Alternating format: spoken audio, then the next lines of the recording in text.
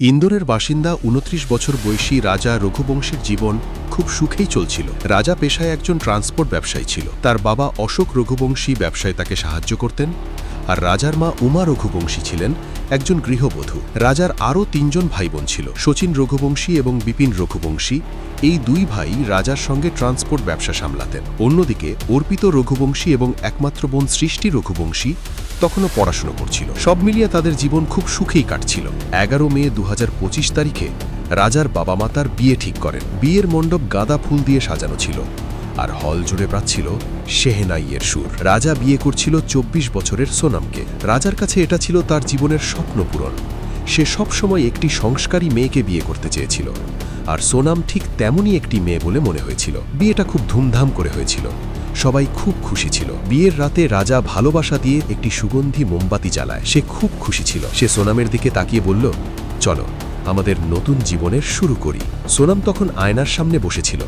সে ধীরে ধীরে নিজের কানের দুল খুলছিল। সে রাজার দিকে না তাকিয়েই ঠান্ডা গলায় বলল, আজ নয়, আমি খুব ক্লান্ত। রাজা হাসি মুখেই বিষয়টা এড়িয়ে যায়। সে বলে, কোনো সমস্যা নেই, সামনে তো পুরো জীবন পড়ে আছে। পরের কয়েকদিন রাজা পুরো রোম্যান্টিক মুডে ছিল। কখনো সে সোনামকে নিয়ে সিনেমা দেখতে যাওয়ার প্ল্যান করত, কখনো আবার আইসক্রিম খেতে যাওয়ার। কিন্তু সোনাম সবসময় এড়িয়ে যাওয়ার চেষ্টা করত। তার সবসময় একই অজুহাত থাকত, আমি ক্লান্ত, মাথা ব্যথা করছে, কাল দেখা যাবে। যখনই রাজা তার কাছে যাওয়ার চেষ্টা করত, সোনাম তাকে থামিয়ে দিত।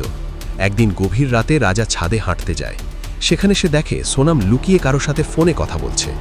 রাজা হঠাৎ সেখানে গিয়ে বলে, এই সময় ছাদে কি করছো বেবি? সোনাম ভয় পেয়ে যায়, হড়বড় করে বলে, কিছু না, আমি শুধু মায়ের সঙ্গে কথা বলছিলাম। রাজার কাছে সোনামের আচরণটা খুব অদ্ভুত লাগে। সে ভাবতে থাকে, আমি অফিস থেকে ফোন করলে তো আমার ফোনও তোলে না। ধীরে ধীরে রাজা ভেতরে ভেতরে ডিপ্রেশনে চলে যাচ্ছিল। তার মনে হতে লাগলো, আমি কি ভুল মেয়েকে বিয়ে করে ফেলেছি? কিন্তু হঠাৎ একদিন সবকিছু বদলে যায়। সোনাম হঠাৎ একেবারে অন্য রূপে রাজার সামনে আসে। সে লজ্জা পাচ্ছিল এবং রাজার জন্য টিফিনও বানিয়ে দেয়। রাজা তখন বিশ্বাস করে ফেলে যে তার স্ত্রী এখন তাকে ভালোবাসতে শুরু করেছে। দুজনের মধ্যে ধীরে ধীরে ভালোবাসা বাড়তে থাকে। একদিন রাতে রাজা জিজ্ঞেস করে, শুরুর দিকে তুমি আমাকে এড়িয়ে যেতে কেন? সোনাম উত্তর দেয়, শুরুতে আমার একটু সময় লাগছিল সব বুঝতে, কিন্তু এখন আমি সত্যি আপনাকে ভালোবাসতে শুরু করেছি। পরের দিন সকালে সোনাম রাজাকে বলে, শুনুন না, আমি ভাবছিলাম আগে কামাখ্যা মন্দিরে যাই, সেখানে দর্শন করার পরই আমি আমাদের সম্পর্কের আসল শুরু করতে চাই। রাজা যে এতদিন ভালোবাসার জন্য অপেক্ষা করছিল, সে মুহূর্তেই গলে যায়।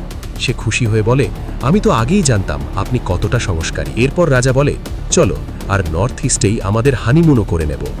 বিয়ের পরের কিছু রীতির জন্য সোনাম তার বাবার বাড়ি যায়। সেখান থেকেই সে গুয়াহাটি আর মেঘালয়ের সব বুকিং করে ফেলে। নিজের ব্যাগও সেখান থেকে গুছিয়ে নেয়। ২০ মে ২০২৫ সোনাম তার সব জিনিস নিয়ে শ্বশুরবাড়িতে ফিরে আসে। ২১ মে সন্ধ্যায় গুয়াহাটির কামাখ্যা মন্দিরে দর্শন করার পর তারা ১০০ কিলোমিটার দূরে শিলং পৌঁছায়। সেই রাতে তারা একটি গেস্ট হাউসে থাকে। রাজা খুবই উত্তেজিত ছিল। সে বলে, জানো, কাল একটা স্কুটার ভাড়া নেব, তারপর দারুণ করে পুরো শহর ঘুরব। কিন্তু সোনাম তখনও তার ফোনেই ব্যস্ত ছিল। রাজা একটু বিরক্ত হয়ে আবার জিজ্ঞেস করল, তুমি সবসময় ফোনেই এত ব্যস্ত কেন? সোনাম হঠাৎ ভয় পেয়ে গেল। সে দ্রুত ফোনটা ব্যাগে ঢুকিয়ে রাজার কাছে এসে বলল, বেবি, বাড়ি থেকে একটা মেসেজ এসেছিল। এখন তো মন্দিরে পূজা হয়ে গেছে, এখন আমরা আমাদের দাম্পত্য জীবনের শুরু করতে পারি। ২২ মে সকালে শিলং থেকে প্রায় ৫০ কিলোমিটার দূরে সোরা চেরাপুঞ্জির উদ্দেশ্যে তারা একটা ভাড়া করা স্কুটারে রওনা দেয়। পথে তারা একটি ক্যাফেতে থামে। সেখানে সোনাম ওয়াশরুমে যায় এবং কারো সাথে গোপনে টেক্সট মেসেজে কথা বলতে থাকে। পরে তারা ইস্ট খাসি হিলসের মাওলাকিয়া গ্রামে পৌঁছায়। সেখানে স্কুটার পার্ক করে একজন লোকাল গাইডের সাহায্যে তারা শিপ্রা হোমস্টেতে পৌঁছায়। সেই রাতটা তারা সেখানেই কাটায়। তারা ঠিক করে পরের দিন সকালে ট্রেকিংয়ে যাবে।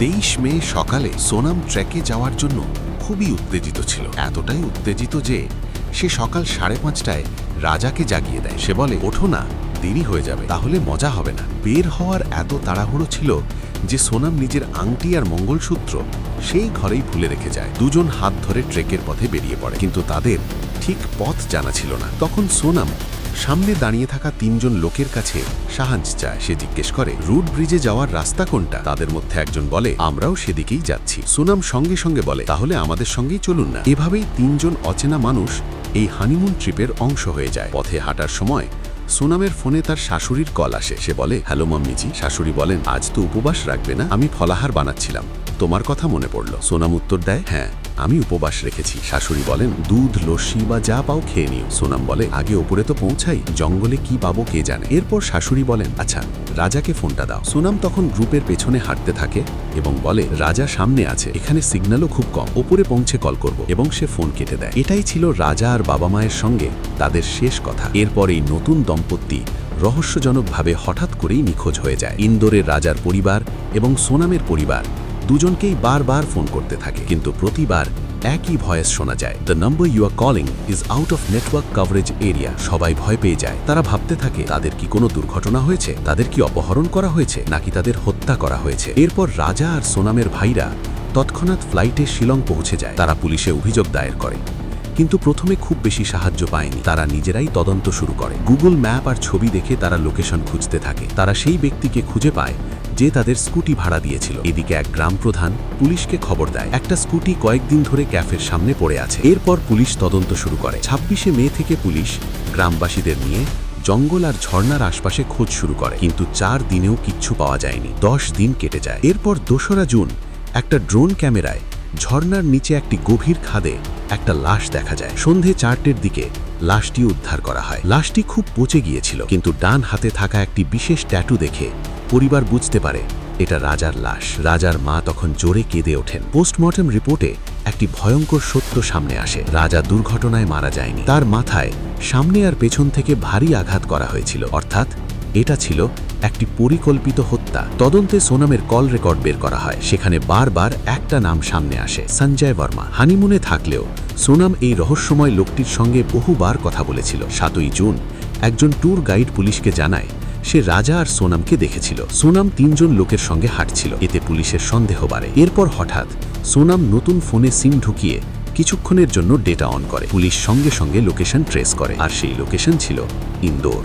8ই জুন পুলিশ যৌথ অভিযান চালিয়ে সঞ্জয় বর্মা এবং তার বন্ধুদের গ্রেফতার করে। এরা সেই 3 জন লোকই ছিল যারা ট্র্যাকে তাদের সঙ্গে ছিল। জিজ্ঞাসাবাদে জানা যায় সঞ্জয় বর্মা আসলে ছিল সোনামের প্রেমিক রাজ কুশওয়াহা। সোনাম আর রাজ মিলে রাজার হত্যার পরিকল্পনা করেছিল। হানিমুন ছিল একটি ভয়ঙ্কর ষড়যন্ত্র। 23শে মে ট্রেকের সময় রাজ আর এক বন্ধু পিছন থেকে রাজার মাথায় আঘাত করে, আরেকজন সামনে থেকে আঘাত করে। সেখানেই রাজা মারা যায়। তারপর তার লাশ ঝর্ণার নিচের খাদে ফেলে দেওয়া হয়। পরে সোনাম পালিয়ে শিলং, গুয়াহাটি ট্রেনে ইন্দোর পৌঁছে যায়। অবশেষে 9ই জুন রাতে উত্তরপ্রদেশের গাজীপুরের একটা ঢাবা থেকে সোনাম তার বাবাকে ফোন করে। পুলিশ এসে তাকে আটক করে। পরে জানা যায় এই পুরো হত্যাকাণ্ডের মাস্টারমাইন্ড ছিল সোনাম ও তার প্রেমিক রাজ। আজ সবাই পুলিশের হেফাজতে আছে। এই ঘটনায় সবচেয়ে বড় প্রশ্ন হলো, যদি সোনাম আর রাজ একসাথে থাকতে চাইতো তাহলে তারা পালিয়ে যেতে পারত, কিন্তু তারা কেন একজন নির্দোষ মানুষের জীবন কেড়ে নিল? রাজার